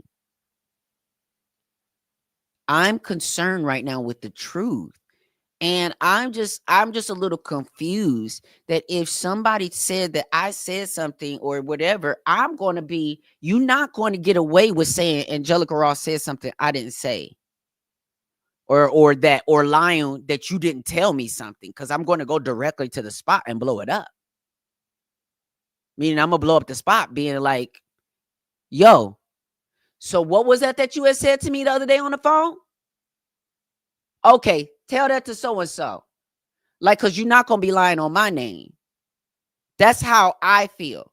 But everybody's gotten weird now. Everybody's like, well, don't put it past the Butch Queen, to start some stuff and blah, blah, blah, which, no tea, no shade. I mean, but also, don't put it past the film queen either. And this is the last thing I'm going to say on this as well, because I'm just going to clear the air on this as well. Because Dominique was involved in this, and I just feel like this had Dominique's hands on it in ways that were just interesting. So I'm just going to say this. I have done nothing but try to show up for Dominique. Especially when the case was going down, folks, there's receipts all over the place. I was like trying to tell people to calm down on spreading the gossip until they had, until she went to her court dates, blah, blah, blah, whatever. I called the jail. I called friends. I called people to see where she was at, blah, blah, blah. Finally, when she got home, I was like, sister, how can I help? What do you need? Blah, blah, blah, whatever. She told me at that time that she was I done with sisterhood. But this was in December. She was done with sisterhood back at that time. I hear you, sister. It's great and everything. I'm done with sisterhood. Okay, cool.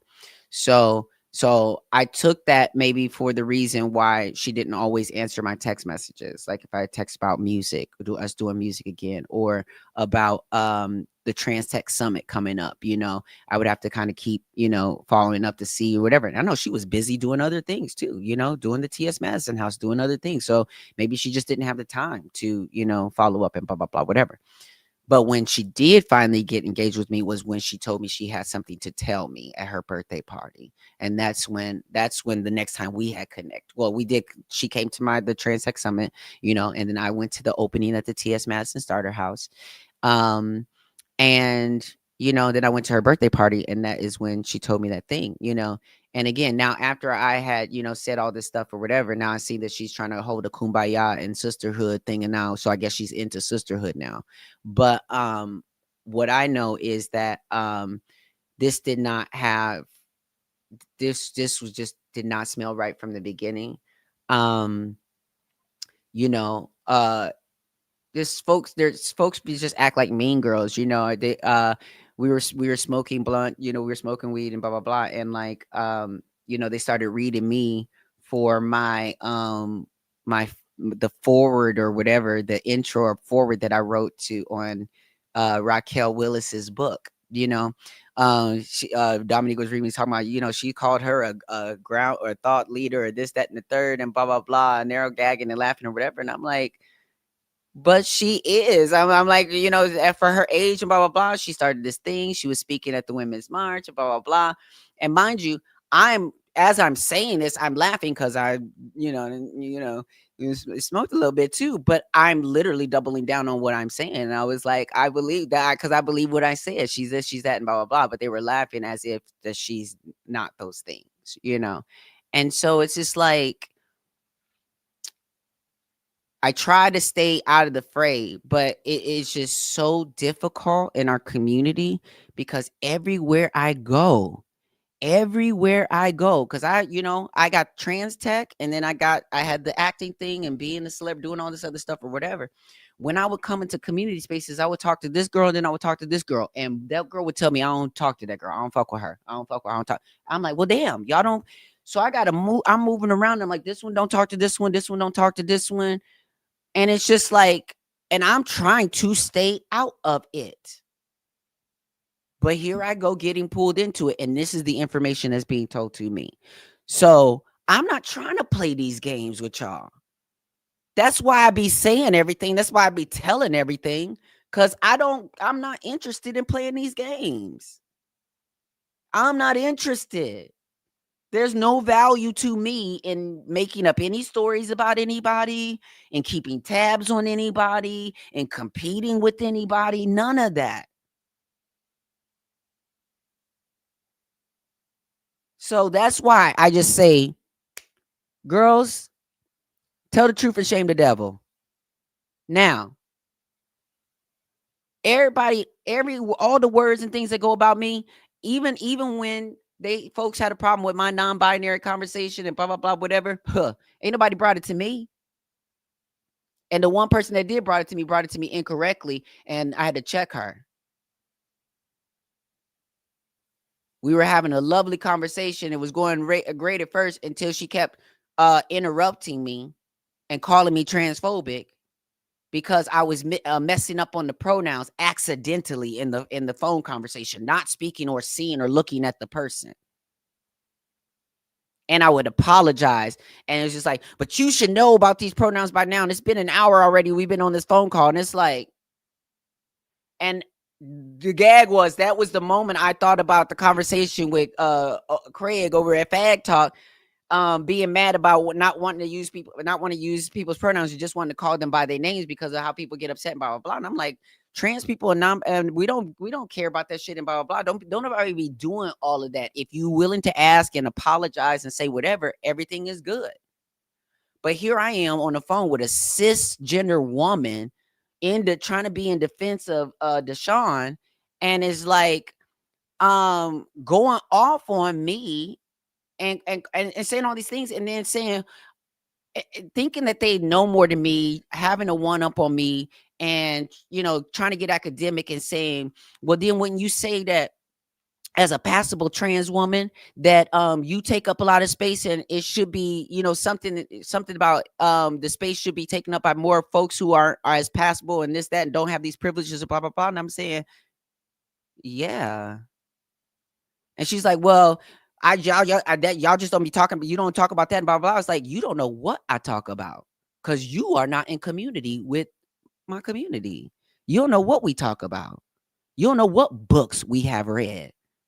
So you are out of order talking to me like this.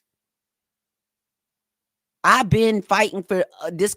People, when I'm in community, people I'm in community with can always pull me aside, can always ask for accountability. And I'm going to always try. I'm going to always put in the effort. But what you're not going to do is not be in community with me and think you sitting here going to just berate me and try to like check me and do all these things and blah, blah, blah. Like, we're not getting nowhere with that. So I say all that to say that, I will continue to offer myself, and being accountable to situations. But there are so many things that are going on in community, even like the situation with Ruby Corrado. Like, I don't know if you guys saw the news with Ruby Corrado. She's, some folks are going off saying she needs to rot in prison and this, that, and the third and blah, blah, blah.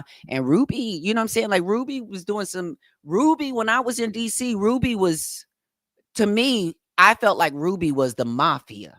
Because when I went to DC, Ruby made it very clear, if I didn't step in line with her, she wasn't going to be sharing the pocketbook of resources or connections with this. But if I could connect you to this person, I could connect you to this, I could connect you to that, but only if I would join in on her and Lord's at the time, Lord's Ashley Hunter, like if I would join in on them trashing Joanna Safredo at the time. And it was like I was watching how they were trying to ruin her at the time for whatever she had said something offbeat or something, and they were trying to ruin her for that. And then it's just like folks act like mafias. I'm telling you, I was in DC having lunch with Hayden at HRC talking about trans tech and doing some stuff. I get a text message from, was it Lords? Or I think it was Lords. I get a text message from Lords. I think it was Lords or Ruby, but I'm pretty sure it was Lords. And I was having, yes, it was Lords, because I was having lunch with Hayden, and I want to say even Ruby was at that lunch. And all of a sudden, I get a picture text to my phone, and it's a picture of me at lunch, at that lunch meeting.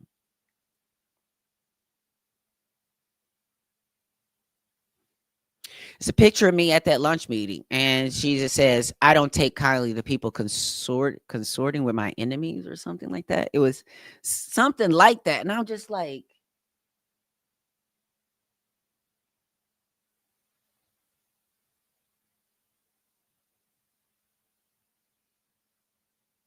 I thought we were supposed to be serving the community, like, and I'm telling you right now. There are some girls who have not left the whole block. They just pimping a new John. They just got a new Johns. They just got new Johns, and them Johns are at with doing these grants. They're doing different, doing different things or whatever. And it's like we out here competing on the block for grant money, and so folks is getting real cutthroat, especially when the purse strings are drawn up a little tight during this administration. But that's when we should be drawing closer to each other, helping one another, being more in mutual aid with one another, joining efforts, trying to collaborate and join our efforts so the cost doesn't land on one organization or one person.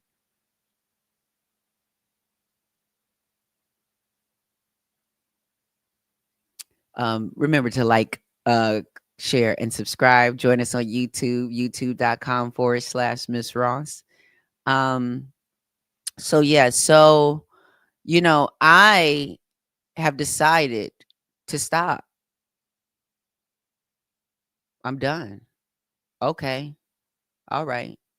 So no one wants to like really stand strong on what the truth is one way or another, whatever the case is. Like, folks are okay with things being out there, so that's cool. But me, on the other hand, nah. I mean, folks can believe whatever they want to believe about me, but obviously I always try to keep the record straight over here. But I'm not fighting this anymore. I'm letting it go. And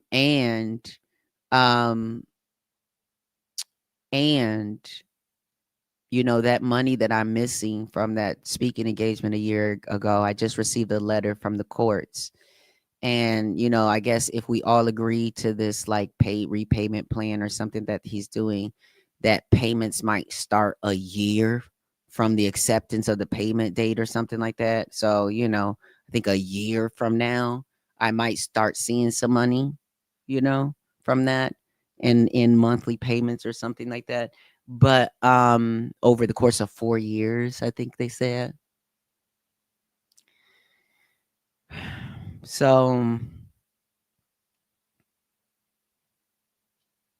what I'm going to do is choose to see that as a blessing.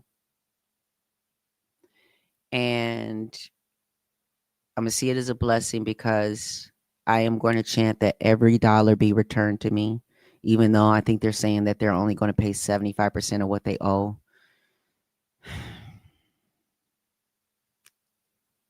And the thing is in my heart of my hearts, I don't want to let it go.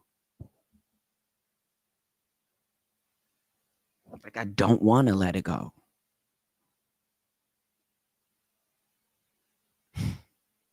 I don't want to let it go.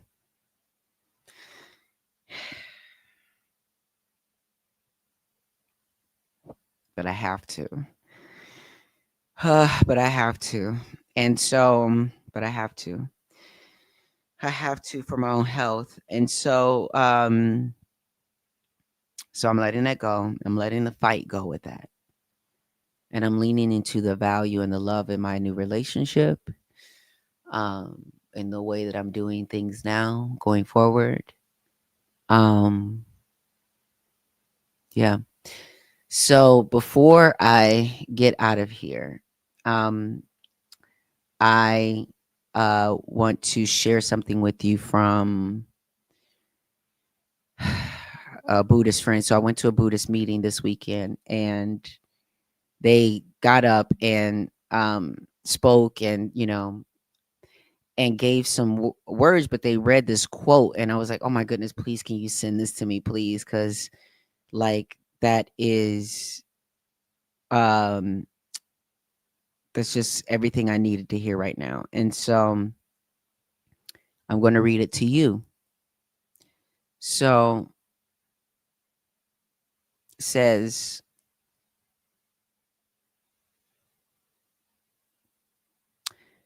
if I had not taken faith in the Lotus Sutra, then like many of my well-meaning friends and acquaintances, not wishing to offend or upset others, I would doubtless have pretended not to see wrongdoings, refrained from saying what I really thought, and clung to the belief that losing the affection and regard of others would be personally disadvantageous. But if everyone continues to subscribe to this apparent wisdom, what will happen to our nation and our society? Not making waves, avoiding confrontation, and ignoring wrongdoing. When everyone adopts this attitude, behaving with self-serving expedience, what happens to society? It becomes dominated by corrupt people, while good people are being harassed and oppressed. As a Buddhist, this is unacceptable. This is what Mr. Makaguchi, who's the founder of our Nichiren Buddhist practice, this is what he stood on and maintained.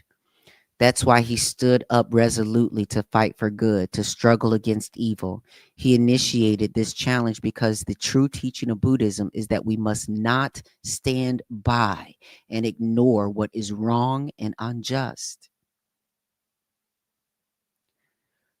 Corrupt people readily join forces, Mr. Makaguchi warned, because they are aware of their own failings and weaknesses, he said. They are uneasy on their own. Let me go back. Let me repeat that, okay? Corrupt people readily join forces, Mr. Makaguchi warned, because they are aware of their feelings, because they are aware of their own failings and weaknesses, he said. They are uneasy on their own. They are quick to rally together and particularly to seek protection under the wings of the powerful. They also easily band together against a common foe. It goes on to say, but while the corrupt readily band together, the good do not. Why? Mr. Makaguchi explains, because the good do not have such character flaws or weaknesses. They remain independent and do not readily form alliances to oppose corruption, which makes them an easy target for oppression. Unlike the corrupt, the good are not weak or flawed, so they ordinarily remain self-reliant. As a result, Mr. Makaguchi says, the more powerful the corrupt grow, the more they oppress the good, who in contrast remain isolated and collectively weak. As the former group multiplies, the latter is further diminished, making for a grim society. Bad people join together and their influence becomes stronger and stronger. Good people remain disconnected and their power grows weaker and weaker. Society becomes brutal, dark, and threatening. Mr. Makaguchi's words describe all too well the state of present day Japan and the world. To defeat this alliance of evil, a clearly defined active force for good must be established. Abstract principles and theories are not enough. We have to build a solid and enduring organization dedicated to justice and good so that people will actually unite together as a force for good. It was with this conviction that Mr. Makaguchi and Mr. Toda established our organization, the Soka Gakkai International SGI organization. Let's see. No matter how negative forces may band together to assail us, the Soka Gakkai will remain undaunted. And that's just so that's how that's why we have the organization in 192 countries, all these different territories all around the world. Like, we are all focused on human revolution, on world peace, by creating peace within our own hearts and minds first, in our own communities first, in our own homes, at our own kitchen tables first. That is why one of our principles is having faith in a harmonious family. Having faith that you can break through whatever these challenges these differences and all the stuff that's going on now, to actually one day, hopefully one day, have a harmonious family. And that is what I get to experience now, is a harmonious family. So, if you want to know more about Buddhism and the SGI, definitely check out sgi-usa.org. Also, check out my favorite podcast, Buddhability. They're in their like second or third, fourth season. I don't know. They've gone on for years now, but their season 1, I believe their first episode, I was their first or second episode in season 1. So if you haven't listened to that podcast, definitely listen to that podcast. It's amazing. Finding Buddha was fun, Buchanan says on Instagram. Yes. I was just looking over on Instagram really quick at your comments there. Thank you all for joining me tonight. Again, I'm not going to do nothing but be honest, you know what I'm saying? But be transparent. That's all I can do. I'm going to continue doing the work that I know that I have been doing and will continue to do in community through Trans Tech, through my Love's organization, helping him with queer and trans refugees who are seeking asylum in Canada, as well as extending my mission to Uganda. So stay tuned. More to come. But I am resigning from the fight. I'm not fighting people anymore at things. No. I'm not even fighting when it comes to like the trans rights thing, like I'm going to advocate, but I'm not fighting y'all about this. Like, I'm not. So take that how you going to take it. I'm not fighting. I will defend myself, whatever that needs to look like and whenever that needs to look like it. But like, I bow out. Y'all got it. Because obviously, all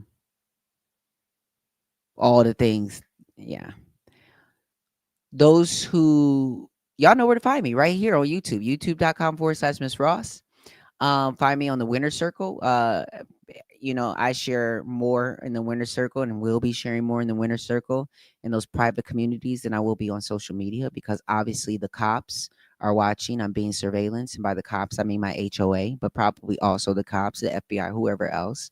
But definitely the HOA, So, yeah, no.